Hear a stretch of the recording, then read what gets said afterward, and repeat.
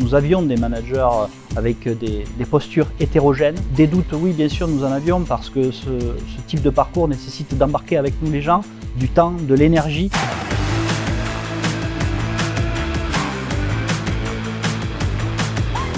Bonjour Alexandre. Bonjour Gonel. Vous êtes directeur général délégué finance chez Solveo Énergie. Tout à fait. Merci de nous recevoir. Avec plaisir. On est là aujourd'hui pour parler donc de ce parcours managérial qui a été mis en œuvre. Qu'attendiez-vous de ce parcours? Aviez-vous des doutes sur le retour sur investissement? Nous avions déjà travaillé avec Sam, mais plutôt sur des formations sur étagère. Et là, nous avions vraiment besoin de franchir un cap, de trouver autre chose comme type de formation. Nous avions des managers avec des postures hétérogènes et nous avions vraiment besoin qu'il y ait une prise de conscience de la nécessité de la posture managériale.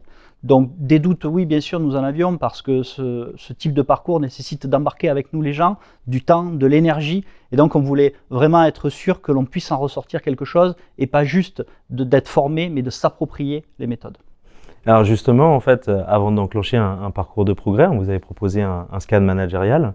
Quand on vous a présenté les résultats de ce diagnostic, qu'est-ce qui a été le plus difficile à accepter et en même temps le plus essentiel? Nous étions quand même assez lucides sur les grandes causes des problématiques, mais le scan a permis de vraiment structurer la démarche et de faciliter la mise en route pour designer la formation de la manière la plus efficace possible. Qu'est-ce que ce parcours a permis au niveau du climat social et la qualité du management que vous n'arriviez pas forcément à mettre en œuvre tout seul?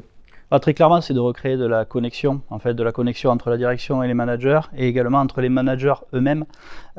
Aujourd'hui, les choses sont plus apaisées, les choses sont dites de manière plus directe, plus sainement et plus clairement. Et justement, quelle est votre fierté au niveau du CODIR ou au niveau de vos équipes en termes de progression?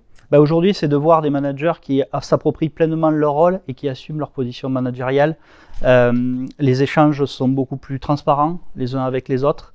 Il y a une vraie adhésion à la culture de l'entreprise et de la stratégie. Et on voit un CODIR même qui n'hésite plus à nous bousculer. Et je trouve que c'est très sain dans une structure ou un groupe comme le nôtre.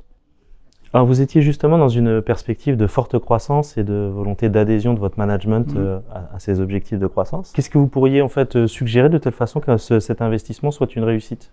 Je pense que pour que ce genre de parcours fonctionne, il faut se regarder avec sincérité et lucidité. En fait, il faut accepter l'historique, comprendre ce qui a pu marcher, ce qui n'a pu ne pas marcher, pour pouvoir vraiment construire le parcours le plus adéquat à ses besoins. Dernière question, avant qu'on puisse se quitter et vous remercier. C'est quoi la suite pour vous? La suite pour nous, c'est de maintenant vérifier l'appropriation, puisqu'on a fait un T0 avec ce point de départ. Et donc c'est de continuer à travailler notamment avec Sam, notamment 6 mois après la formation, si la formation a porté ses fruits et si l'appropriation reste toujours ancrée au sein de notre management. Donc aller plus loin que simplement mesurer la montée en compétences. Exactement, vérifier la pérennité dans le temps. Merci Alexandre, merci de votre confiance. Avec grand plaisir, et puis à très vite pour la suite de ce parcours.